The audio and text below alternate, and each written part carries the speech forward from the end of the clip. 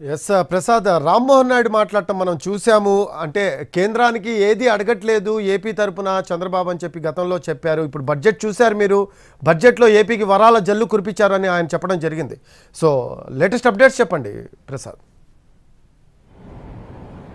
ఇది వరాల జల్లు అనుకునే దానికంటే కూడా బాధ్యతాయుతంగా వ్యవహరించారని చెప్పుకోవడానికి అవకాశం ఉంది. ఎందుకంటే రాష్ట్రంలోనూ కేంద్రంలోనూ రెండు పార్టీలు కూడా భాగస్వాములుగా ఉన్నారు. అటు రాష్ట్రంలో కూడా అందరూ కలిసి ప్రభుత్వాన్ని ఏర్పాటు చేశారు, ఇటు కేంద్రంలో కూడా అధికారాన్ని పంచుకుంది తెలుగుదేశం పార్టీ కూడా ప్రధానమైనటువంటి మద్దతుదారుగా ఉన్నారు. అందుకని రాష్ట్రానికి కావాల్సినటువంటి అవసరాలు తప్పితే తనకేమీ అవసరం లేదన్న అంశాన్ని ముందు నుంచి కూడా తెలుగుదేశం పార్టీ అధ్యక్షుడు, ఆంధ్రప్రదేశ్ ముఖ్యమంత్రి చాలా స్పష్టంగా కేంద్ర నాయకత్వానికి తెలియజేయడం జరిగింది, ప్రభుత్వానికి కూడా తెలియజేయడం జరిగింది. ఆ మేరకు ఈరోజు కేంద్ర బడ్జెట్లో ప్రధానంగా అమరావతి రాష్ట్ర రాజధాని నిర్మాణం కోసం కేంద్రం సహాయం చేస్తుందన్న అంశాన్ని చాలా స్పష్టంగా చెప్పారు. అదేవిధంగా పోలవరం ప్రాజెక్టుకు సంబంధించి కూడా చట్టంలో ఉన్నదే జాతీయ ప్రాజెక్టుగా దీన్ని నిర్మించే బాధ్యత, ఇచ్చే అనుమతులు అన్ని కూడా బాధ్యత అంతా కూడా కేంద్ర ప్రభుత్వానికి అన్న అంశాన్ని ఆ రోజు చట్టంలో పేర్కొనడం జరిగింది. కాబట్టి చట్టంలో ఉన్నటువంటి అంశాన్ని చాలా నిర్దేశించినటువంటి సమయం మేరకు ఖచ్చితంగా అమలు చేస్తాము, నిర్మాణం చేస్తామని చెప్పి మరొకసారి చట్టసభల పూర్వకంగా కేంద్ర బడ్జెట్లో ఆ మేరకు కేంద్ర ఆర్థిక మంత్రి గట్టిగా హామీ ఇచ్చారు. ఇది కొత్తగా చెప్పుకోవాల్సిన అవసరం లేదు. కాకపోతే దీంట్లో అనేకమైనటువంటి సున్నితమైనటువంటి అంశాలు ఉన్నాయి. రాష్ట్ర R&R ప్యాకేజీ, పునరావాస ప్యాకేజీ సంబంధించి కూడా కొంత మేరకు సందిగ్ధత నెలకొంది. దీనిపై ఏ రకంగా ప్రభుత్వం తన యొక్క అభిప్రాయాన్ని స్పష్టం చేస్తుంది, ఏ రకంగా సహాయం చేస్తుందన్న అంశాన్ని చూడాల్సి ఉంది. కాకపోతే ఈ రోజు మాత్రం ఇచ్చినటువంటి హామీ మేరకు పోలవరం ప్రాజెక్టు ఖచ్చితంగా నిర్మాణాన్ని చేస్తాము, దాన్ని పూర్తి చేస్తామన్న భరోసాని ఇవ్వడం జరిగింది. ఇకపోతే వెనుకబడిన జిల్లాలకు ఇచ్చే ప్యాకేజీలు, ఇది కూడా చట్టంలో ఉన్న అంశమే.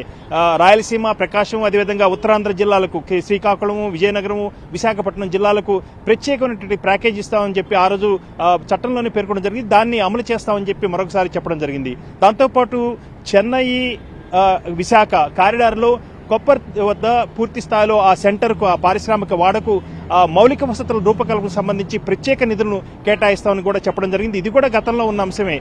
అయితే బెంగళూరు, హైదరాబాదు పారిశ్రామిక కారిడార్ సంబంధించి కూడా ఓరకల్లో ఏర్పాటు చేసి పారిశ్రామిక సెంటర్కు మౌలిక వసతుల రూపకల్పనకు ఖచ్చితంగా ఆర్థిక సహాయం, ప్రత్యేక నిధులు చేస్తామని చెప్పారు. ఈ 4 అంశాలు కూడా మనం చట్టంలో ఉన్న అంశాలే. కాకపోతే ప్రత్యేకంగా అమరావతి రాష్ట్ర రాజధాని నిర్మాణానికి మాత్రం 15,000 కోట్ల రూపాయలు అదనంగా అనేకమైనటువంటి ఏజెన్సీల ద్వారా ఈ నిధులను సమకూరుస్తామని చెప్పడం ఇది ప్రత్యేకమైనటువంటి అంశం.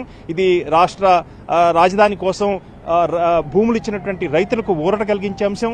ఖచ్చితంగా ఈ నిర్మాణాన్ని వేగంగా పూర్తి చేయాలన్నది రాష్ట్ర ప్రభుత్వం యొక్క సంకల్పం కూడా ఉంది. కాబట్టి రైతులకు న్యాయం చేస్తూ రాష్ట్ర రాజధాని నిర్మాణాన్ని వేగంగా చేయాలన్న ఆంధ్రప్రదేశ్ ప్రభుత్వము, ముఖ్యమంత్రి చంద్రబాబు నాయుడు యొక్క సంకల్పానికి కేంద్ర ప్రభుత్వం అండగా నిలిచిందన్న చెప్పుకోవడానికి అవకాశం ఉంది.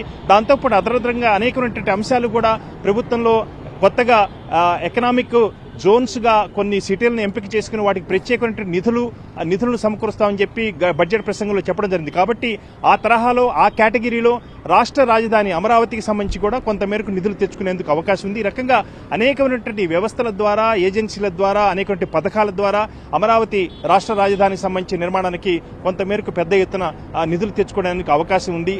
అదేవిధంగా ఈరోజు కేంద్ర బడ్జెట్లో ఆమె ఇచ్చినటువంటి హామీ ప్రకారం రాష్ట్ర రాజధానికి నిధులు సమకూరుతాయి.